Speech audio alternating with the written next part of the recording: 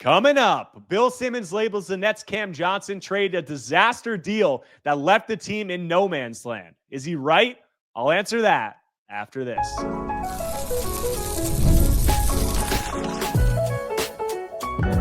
You are Locked On Nets, your daily Brooklyn Nets podcast. Part of the Locked On Podcast Network, your team every day.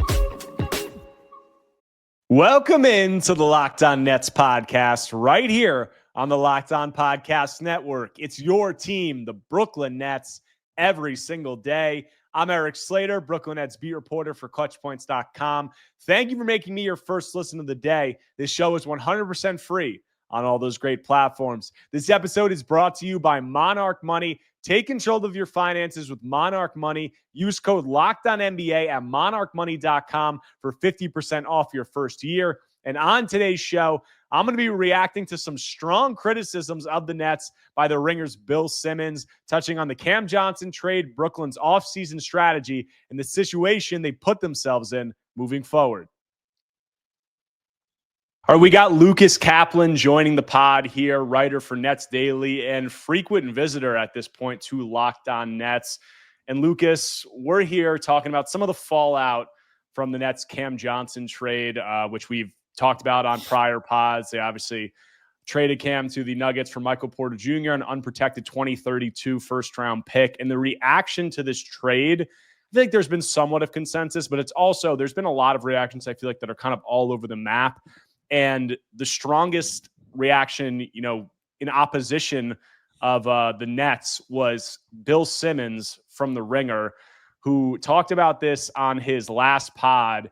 And he called this trade for the Nets one of the worst trades of the decade. And he said a lot of things about it. And, basically the gist of it was he said he thought that they didn't get enough. He thought that they took Michael Porter Jr. on as a salary dump, and that he thought they should have gotten two assets for also taking on MPJ and giving CJ. So he was not a fan of the trade.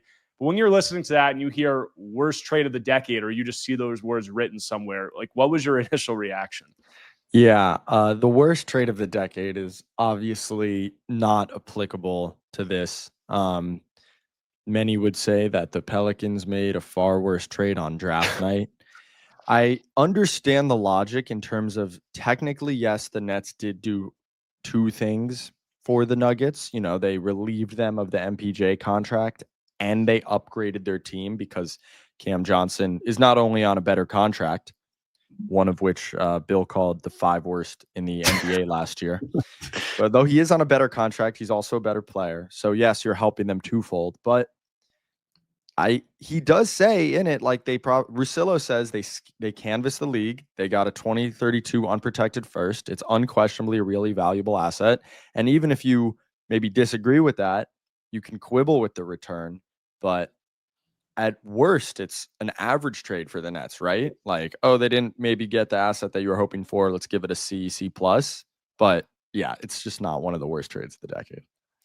I was grading, one of the things I have to do right after a trade is grade a trade and for clutch points in my writing. And I gave the Nets an A grade for this trade. I thought they did really well just from, initially when I first saw the trade, I see they got an unprotected 2032 first round pick from a Nuggets team that is really going all in right now to build around Nikola Jokic. And I was like, that was a much better draft asset than I thought that they were going to get for Cam Johnson. And then also they get Michael Porter Jr., who's a dump and a distressed asset. But I feel like Bill Simmons was missing several things on this trade. Like, I think he was very undervaluing the value of that 2032 first round pick and it being unprotected from the Nuggets. Like, ESPN wrote an article and Tim Bontemps and some of those guys were talking to a GM who said that is viewed as it was viewed as a prized asset around the league, and that teams weren't sure if Denver was going to part with that in the trade. So I think Simmons was undervaluing that. And I think that the pendulum's kind of swung really far in one direction on how people are viewing Cam Johnson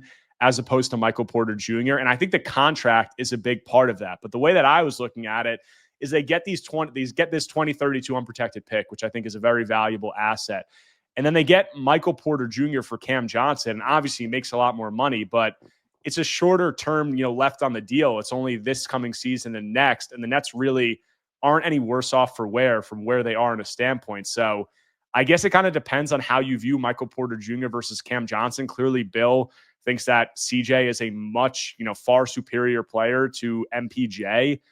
I'm just not so sure about that. And I think if you're getting a player who's of a similar tier and you're getting an unprotected 2032 first-round pick, I thought that the Nets did pretty well for themselves there. But even let's say that you do believe that CJ is this two-tier clear player of MPJ. His contract expires after the 2027 season, so he has 2 years left on his contract. Do we really think that the difference between him and Michael Porter Jr. is going to make a significant on-court difference for the Nets in that time? Like having Cam Johnson over MPJ is going to lead to another playoff series win in 2027. That just does not seem like the timeline that the Nets are on. And even if you say, okay, maybe they could be good 2 years from now and maybe they want to win a playoff series then because the Rockets, they have that swap in 2027. That still to me is not worth giving up the 2032 Denver first. All things considered, it's a valuable trade. By the time the contract expires in 2 years, you're going to have to pay him what Michael Porter Jr. is making. So even if you do believe that Cam Johnson is a much better player and there's no chance to rehabilitate Michael Porter Jr.'s contract, maybe flip him in a year and a half, it doesn't make a difference for what the Nets are doing in terms of the length of that contract. They're not setting themselves up to be a contender where like the difference between those two as players is going to be really important for them anytime soon. Yeah, I totally agree. And I guess Simmons and Russillo's point was from the Nets perspective, what you're doing and like your goals, that's one thing, but you're helping the Nuggets accomplish a goal. So you could still get what you got, but they thought that they should have gotten another asset on top of that. And I'm just not so sure about that. I don't know if they're accurately viewing what the landscape for salary dumps was around the league. Like one of the things that, Bill Simmons thought that they just didn't get enough in these salary dumps so far. And I look at what they got. They took on Terrence Mann and Michael Porter Jr. They got the number 22 pick in a pretty good draft by all accounts, which turned into Drake Powell. We'll see what he is. And they got an unprotected 2032 pick. So they got two pretty good first round picks, and they still have $17 to $22 million in cap space left over. So they got 2 picks for trying to reach the salary floor. Exactly. Like that's why they got 2 picks. And Bill said, he said in this segment that he said he hated what the Nets did pretty much and that he didn't understand what they did at all. And I'm like, that's just a little baffling to me. It's because like this is what everybody expected the Nets to do. And by all accounts, I think they did a pretty decent job, all things considered, to get those 2 first-round picks and a player in MPJ who might have some rehabilitation value. Like, were you really expecting the Nets to do much better than that? It sounds like and I have this quote here, and maybe we'll read it in the next segment or now, but it sounds like he really was expecting them or thought it would be better for them to go throw a bag at Santi Aldama or Nickeil Alexander-Walker and try to use the cap space that way. And I suppose you can make an argument that that would be a more just a better way of trying to build out this roster. But, I wouldn't agree with that. And even if you're on Bill's side there, I don't think you can say getting up to the salary floor and acquiring 2 first-round assets, one of which is really prized, and the other is, Drake Powell. That's what they got in the Terrence Mann train. Who knows? I don't think you can say that's stupid, as he maybe called it, as he did call it. Yeah, and I don't know. I think the situation the Nets have put themselves in here, I think based on what the goals were, that it makes sense. Like you said, maybe he seems to be off the tank train, which is fine. Like I understand people who don't believe in tanking, but if you think the better route is to throw a bag at Santi Aldama, I outlined on my pods why I thought that wasn't a smart route for the Nets to go. And because what are you doing there? Like you're giving Santi Aldama like this exorbitant offer sheet and bringing him in to still be a mediocre team next year, but a little bit better, and then potentially messing up your chance to get a top pick in next year's draft, which by all accounts is a top 3 that is really, really high level. Like that just doesn't make sense to me. And then, let's go back one more time to just this CJ trade and the Michael Porter Jr. Cam Johnson conversation before we go to the next segment. But I don't really understand. Like, I get why people think that CJ is a better player than Michael Porter Jr. and why he'll help the Nuggets more. But the idea, like another thing that Simmons said was, he said that it's about MPJ. He has a bad back. He has an effed up shoulder. He's hurt all the time. Like, if you look over the last 2 seasons, like he's talking about that, and then he's praising Cam Johnson, who has never played over 65 games in his career. And if you look at the last 2 seasons, Michael Porter Jr. has played substantially more games than Cam Johnson has. So that doesn't make sense. And then if you just look at what the Nets' goals are, like I said, I'm in the belief that Cam and MPJ are in a similar tier of player, even if Cam is better.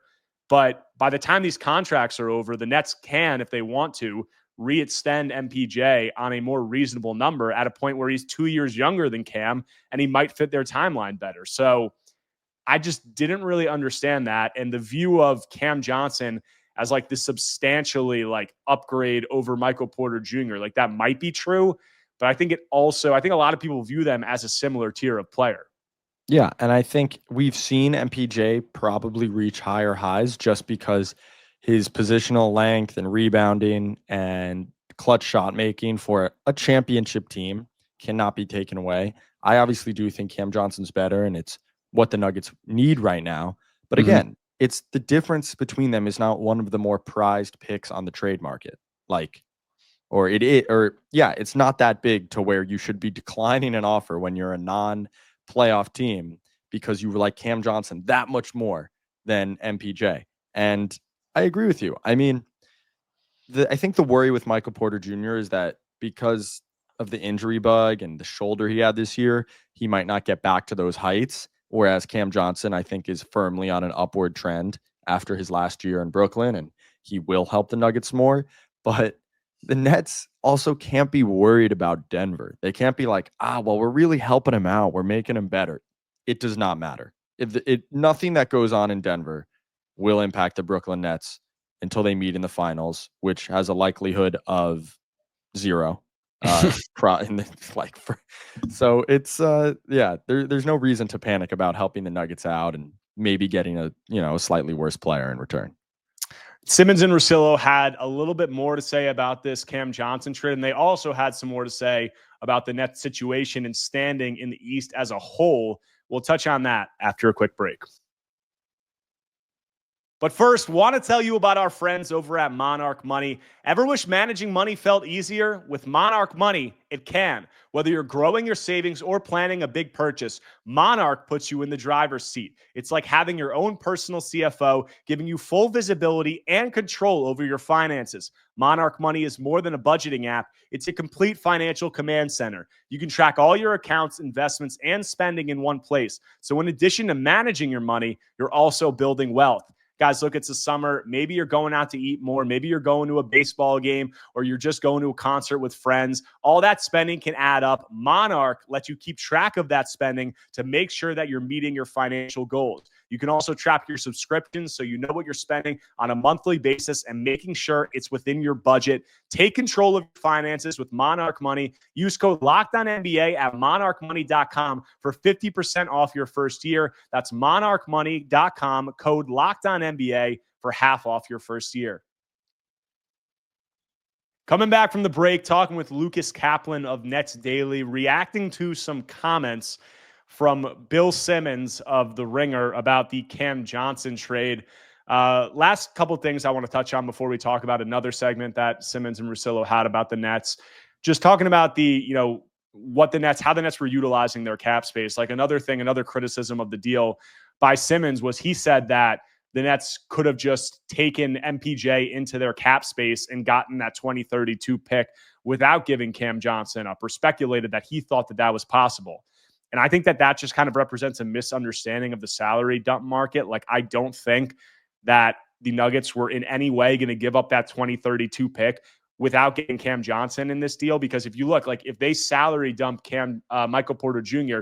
into that cap space and give up that 2032 pick, they really don't have like a vehicle to bring in a player of Cam Johnson caliber. So like, how are you replacing him in that situation? And beyond that, I just think that that's not the market for, what the salary dump situations were going to be around the NBA. Like, I talked to Yossi Goslin a few weeks ago about how the Nets can utilize their cap space. And he said, I think the Nets exceeded what he expected based on what they got back. And the idea that they were going to get that pick without giving up a player like CJ in that deal, I just view that as pretty unrealistic. And then, just one more thing talking about Cam Johnson. Like, I think you and I both like Cam Johnson. Like, I think we both think that he's a really good player. I think we were really pleasantly surprised by what he did with the Nets last season. Yeah.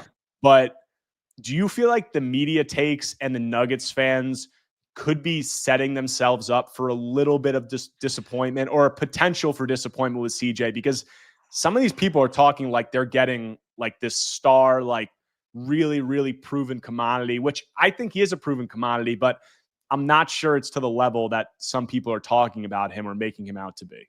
Yeah, I mean, one of the big reasons Denver was great on defense in their championship run is because they had monster positional size and rebounding length and strength behind Jokic, so they could play him at the level. They had weak side rim protection.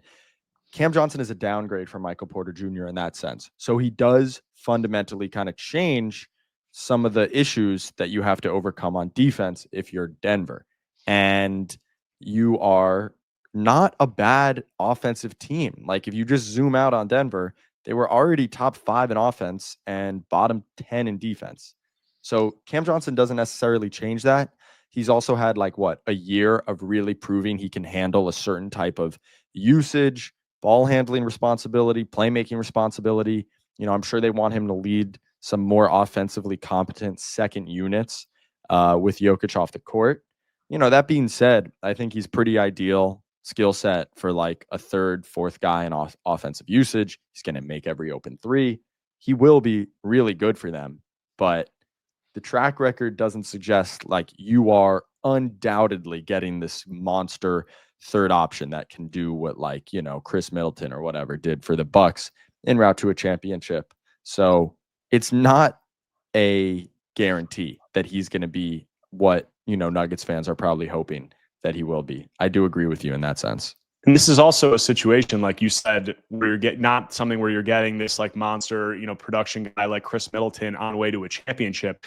This is a situation where Cam is now going to be, he's like a bona fide penciled in starter on a team that is going to be going, presumably trying to make a deep playoff run, which is a position that in terms of being like a clutch performer and a guy who's performed, in those spots and be leaned upon offensively somewhat heavily in some of those spots, that really hasn't been something that he's done throughout his career. And as a clutch performer, even just in regular season situations, I think we saw throughout the Nets, there were some times where he came up short in that regard. And there were questions about, how he performed there. I pulled these numbers up. I just looked it up quickly before this. And Cam is in the clutch in the regular season in his career. He's a 32% 3-point shooter. So not great, obviously, there. And I looked up the playoff stuff because he had that long playoff run with the Suns where they went to the finals. And then he had a shorter one with the Suns and then that one playoff series with the Nets. Cam has only taken one clutch shot in the playoffs in his career. And clutch meaning final 5 minutes of games within 5 points. So in those situations in the playoffs, he's only taken one shot there in his entire career. I think he's played 18 clutch playoff minutes in his entire career. So this is a situation where he's going to be doing that a lot more. And we haven't really seen him. We haven't even seen him try to come through in those moments yet because there hasn't been the opportunity, I guess. And in the regular season, the numbers aren't great there. I will say there's some good potential for him to get the Jokic bump here playing alongside Jokic in Denver. So I think he'll get some good looks, but he's just going to be asked to do stuff, I think, from an offensive perspective in high leverage playoff situations that he really never has up to this point in his career. Yeah. The guy who's 29 years old. So he's been in the league for a while. Yeah. He was good in the Philly series, but again, they weren't great on offense in that series either. And definitely not in the clutch. So we'll see. I'm interested to see how it'll work out for him. All right. And we want to talk also about Simmons and Russillo did another segment where this was really the whole theme of their podcast. They were talking about the bleakest situations in the NBA, and they went into the Eastern and Western Conference. And in the East, I'm pretty sure Russillo said Toronto was his bleakest situation. Simmons said Chicago, but they both had the Nets as their second bleakest situation, or the roster and team overall situation they wouldn't want to be. So they said second worst in the Eastern Conference. when you think about that, like, how does that track for you? And is that something where you would kind of object and push back on them a little bit? Yeah, I would object. The reasoning doesn't make sense to me. I listened to it. They've also, listen, they're not great. They don't have a great roster right now. They've only missed the playoffs 2 years in a row. Like, it's not this Sacramento Kings, Chicago Bulls run of like just never being a playoff threat. And even in those 2 years, they've accumulated a lot of assets. It comes down to the draft, and we'll talk about it. People just didn't like their draft. And I think it colored the whole view of the franchise. And I have been on record, maybe not loving their draft, but we won't know for a while. And you do have to give them some of the grace of being like, well, if these draft picks hit, they're in a pretty damn good situation. And also, with respect to Bill and Russillo and a lot of other people that covered the NBA, and even myself, who's like a fly-by-night draft analyst, I watch in the last month or whatever, they're not draft analysts. They don't know. they've never watched Nolan Traore. It's okay. Like, you don't have to have an opinion on their draft the week after it happened. They've never set foot on an NBA court, not even summer league yet. Well, when you do what they do, you do have to have an opinion on the draft, whether or not you watch the players. That's kind of the job. And look, hey, like, that's a good point. It might sound like we're like crushing like Simmons in this segment. I'm a Bill Simmons fan. Like, I really enjoy listening to Bill Simmons podcasts. I think that he's a media genius. I think he's hilarious. I think that he's clearly great at what he does because we're here on Locked On Nets talking about him. Yeah, we're farming engagement off their takes. They won.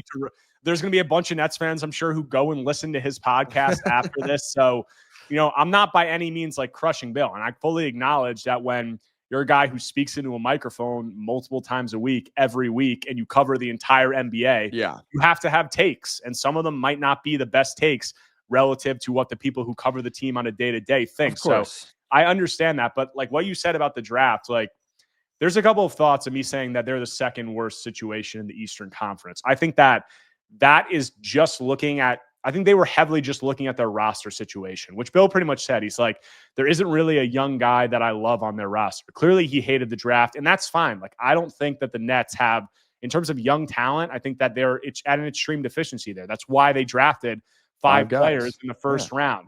But I think what they kind of discounted in that talk was the Nets are a team that's in the New York market.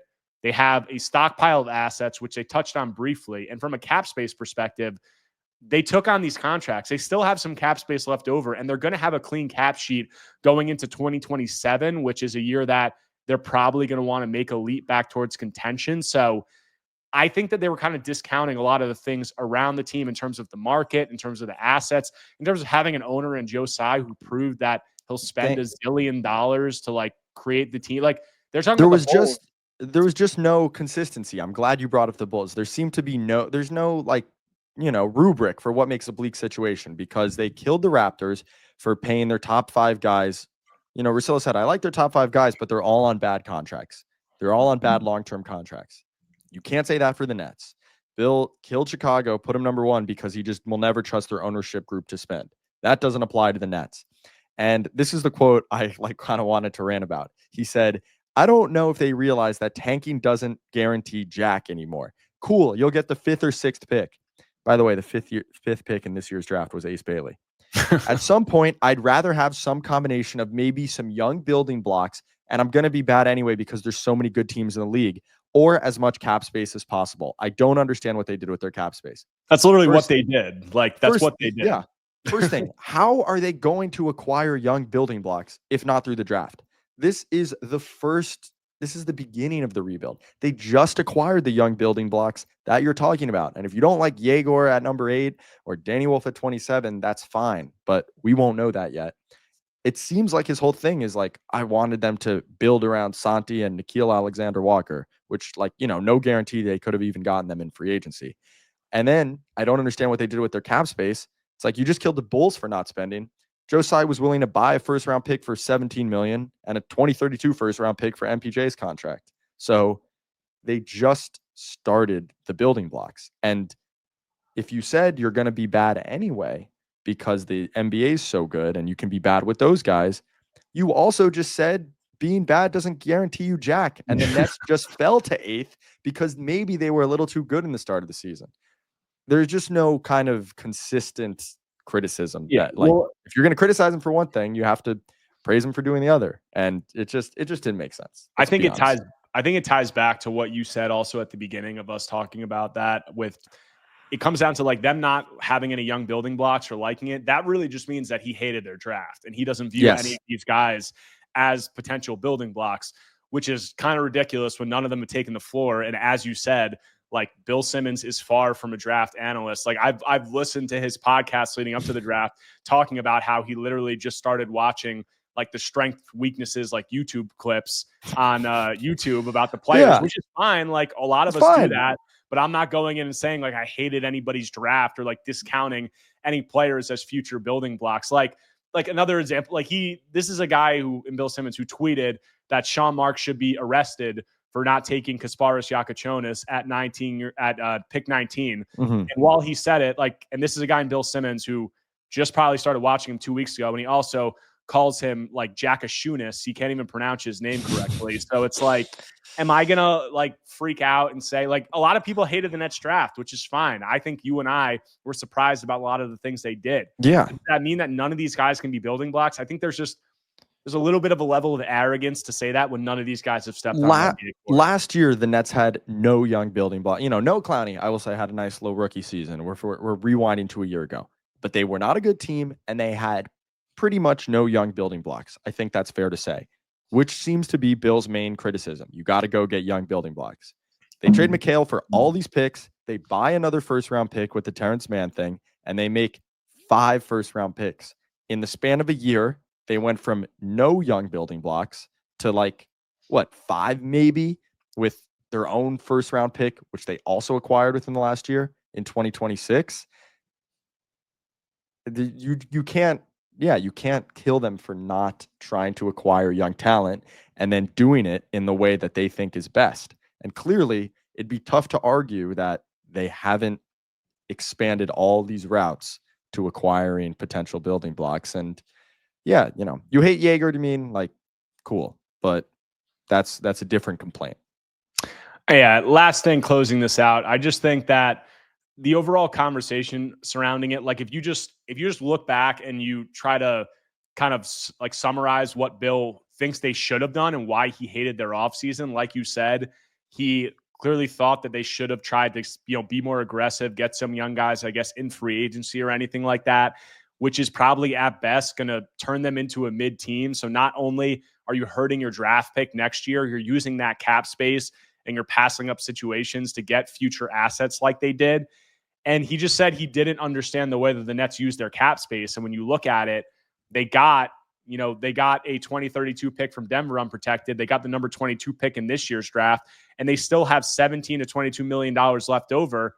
And he said he thought they kind of like shot their load early. If you look at it right now, like there's not a lot of salary dump situations where I think you're coming away with premium assets like that at this point. So I just disagree with, kind of the team building, route that he thinks the Nets should have taken. And I also think that he's just completely disregarding all the guys they drafted this year, which, hey, he might end up looking right. And, they might end up looking like idiots for not taking Kasparas Yakachonis or Yakashunis, as he likes to say. But, we'll see. And, coming out down the line, maybe we look dumb in this, but I think that we both just disagree with a lot of what he said about the trade and also about, the team building strategy the Nets employed. Going to take one more quick break. When I come back, have some more quick conversation with Lucas about Cam Thomas and also just Nets Summer League thoughts. Coming back from the break, closing out today's Locked On Nets episode with Lucas Kaplan of Nets Daily. And Lucas, I just recorded an episode yesterday talking about Cam Thomas and his restricted free agency and the negotiations with him and the Nets seeming like they're not going nowhere, but they're just not close right now, it seems like. Just wanted to get your thoughts. Like when you look at this Cam Thomas situation, how the restricted free agent market is playing out, what you view maybe as the most logical endpoint to where this is with the Nets. Just like, what are your overall feelings, a little temperature check on where we're at with Cam Thomas and the Nets? Yeah, I just don't think it's anything. I'm not saying we shouldn't talk about it, but it just feels like a nothing burger. I know it's weird that they had 3 restricted free agents and immediately re-signed 2 of them, though they did kind of renounce their rights by not offering Day'Ron and Zaire the qualifying offer. But they offer Cam Thomas the QO, which makes him restricted free agent. And now every team that might be interested in him has to issue like an offer sheet that the Nets can match. They're not bidding against anybody. They're bidding against nobody. And so when they're figuring out their cap space and they have exclusive negotiating rights with this guy, and they're perhaps not done making trades, they're certainly not done, at least canvassing the league, right? They just renounced all these old cap holds. It makes sense for Cam to be sort of the last piece of the puzzle when you're building the cap sheet for 2025-26. I really don't think it's indicative of, they don't feel a certain way about him, or they do feel a certain way about him, or they're so far apart on negotiations. I'm not saying you're implying that, but to me, that's kind of my read in the situation. It just, maybe they have a handshake deal, who knows? I was kind of implying that a little bit. I mean, I'm not saying that I don't have anything from the Nets front office, but I've talked to people around the league who seem to think that they're not close on negotiations. And I talked to some people who thought that Cam was coming in and his camp were coming in with some comparisons to some other players like, Jalen Green, Jordan Poole, Emmanuel Quickly types in terms of those contracts, which I'm not surprised by. But when you look at what those contracts were with, those are 4 or 5 year contracts at like $32 to $35 million annually. And you look at where the market's at right now with Cam Thomas and the leverage that he has or, has none of. I don't know, where this situation has come to an endpoint. They could have a handshake deal. Like I did a prior episode last week, and I said that it could be a situation where they're looking to utilize their remaining cap space and trying to see what opportunities come along. And after that, they can exceed the cap to re-sign Cam, or they can just sign him into cap space. But based on how this market is playing out, I thought I had a decent handle on what the number could potentially be for Cam Thomas. I talked to a lot of people around the league who said throughout the season that they thought it was going to land in like the $20 to $25 million range annually on a short-term deal. But with how this restricted free agency is playing out and the Nets really having no competition for him, I'm just not so sure. So I know it's tough to give a prediction, but I don't know where this is going to land in terms of, I think it's trending in the direction of it landing on a much lower deal than that. And I'm not sure how that's going to sit with Cam Thomas. For sure. And he's right to look around the league and be like, Jalen Green got a 3-year deal for $35 million per. And I know part of that was part of the Rockets' plan there was being able to trade him for a guy like KD, which they did. But I mean, I would rather there's an easy argument to be made that Cam Thomas is a better player than Jalen Green and has been more productive once you just throw out where they were drafted in 2021. But we've also seen the league. I mean, this offseason, it's hard to deny the trend of a lot of decision makers kind of fading what they perceive to be one-track minded, smaller, score first, score second guards. Like Malik Monk is really good, and there just doesn't seem to be a lot of interest. Like none Jordan Clarkson. I talked about the Jazz trading, having to give up a second-round pick with Colin Sexton to get Yusuf. Yeah. I mean, it doesn't seem like it's trending in a good direction from that standpoint in terms of that player archetype. Right. And then also just nobody has cap space. So it's like, if you look at Cam's situation with, the most teams can offer him is that $14 million non-taxpayer mid-level exception, outside of the Nets. Mm-hmm. And a lot of people have used that up. And at this point, I'd be very, very surprised if any of the teams who have that full amount remaining were saying, hey, we're going to use this on Cam Thomas. I just don't think that's realistic whatsoever. So at that point, when the Nets are literally have nobody to bid against except themselves, I just don't know where this deal comes along. Like I said, I don't think you want to completely squeeze him and just put him in a situation where he feels like he's extremely underpaid. But that depends on how much the Nets really care about keeping Cam happy in the building for maybe the next 2 seasons. So I don't know. Obviously, we don't have any inside info on how these contract negotiations are going from the Nets side. I've heard about some stuff from people around the league, but what is your feeling? If you had to say what you think a fair deal is going to be for Cam Thomas and how this could reach an endpoint, do you have a number that you think makes sense for both sides? Yeah, well, it's tough because the Nets just got more expensive by trading for a man, and upping Cam Johnson's salary to Michael Porter Jr. So my argument before is like, you can kind of just pay CT to get up to the salary floor, right? And it doesn't really matter. You can give him a big contract, keep him happy, maybe a Jalen Green bridge deal to eventually trade him when you're trying to take the next step. But now you kind of don't have that route, or you're less, willing to go that route. So, is 230 crazy? $30 million over 2 years? That's kind of what I said, like in that range. Am I reading that wrong? I mean, I don't think. I mean, I Cam said Thomas probably doesn't want 3 years for 45, because 2 years from now he's probably thinking of himself like, I've improved my status even more. So therefore, maybe 2 years free agency or whatever, I'll get an even bigger deal. So I don't think he wants to lock himself in for too long at a number that he perceives as too low. But I also don't think his camp wants to just start falling into the bucket of like, all right, 1 year, 10 million, come off the bench for us, get some buckets. And then you're just kind of having the late career Lou Williams arc. Yeah, I said for a guy like him who was a late, first round pick, very end of the first round, he's going to want to get something at least and lock something in this offseason.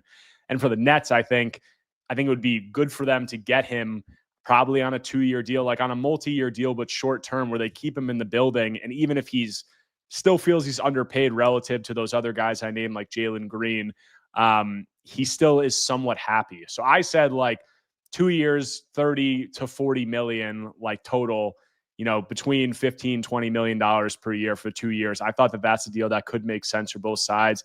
But I don't know, like Nets Daily, Bob just put out an article today, and a league source said that if you pay him above 10 million, this offseason goes from, okay to really like crappy. So clearly there's some people around the league who, feel a certain way. And we know that because Cam's a polarizing player. But yeah, I think that there's like a mid-sized deal here where Cam's still probably going to feel like he's severely underpaid, but he gets something and it keeps him in the Nets building. You have him under team control for the next couple of years at a deal that doesn't really hurt you, and you retain his bird rights, and you can see what he is, or you can use him as a mid-sized salary in a trade. So we'll see how it plays out. Just wanted to get your quick thoughts on that. And last thing, closing it out, you and I are both departing for Summer League in the next day or two. Just, what are your thoughts going in? What's your attitude? Like, what are you most excited to see from this Nets group? Excited to see how it all fits. I would assume they start. I mean, I don't know. Like, do they really start the 3 guards and like TJ Bamba and Danny Wolf? I mean, Drake Powell being out with left knee tendinopathy sucks. I mean, I assume he'll be fine. But just not to watch him in Summer League. He's a great athlete.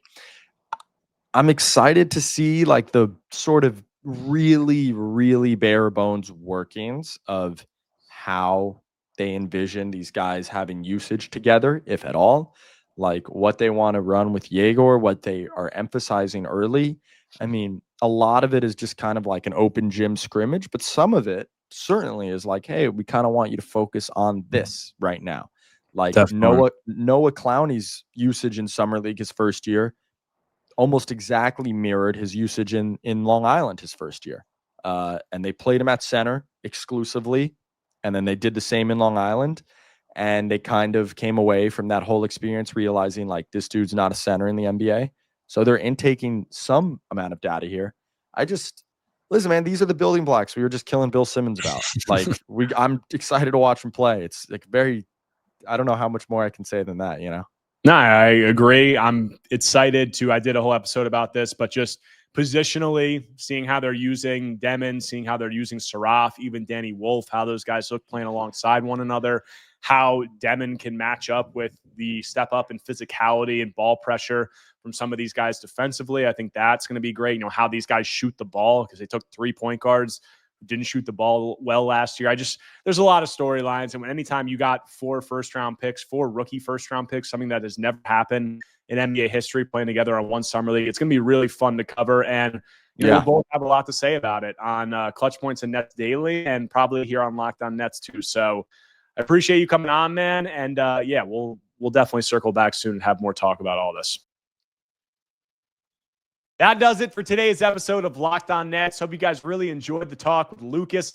reacting to Bill Simmons' criticism of the Nets offseason strategy. If you guys don't already, make sure to subscribe to Locked On Nets on YouTube or wherever you get your podcasts, whether Apple Podcasts or Spotify. If you like this episode and enjoy my content, smash that like button, leave a comment. Let me know what you think about Bill Simmons' comments. Let me know what you think of mine and Lucas's rebukes of them. But we got Summer League on tap. I'm going to be traveling out to Las Vegas later today, so plenty to cover there. I'll have coverage of all of it on Clutch Points and here on Locked On Nets. But I'll be back tomorrow talking more Brooklyn Nets basketball.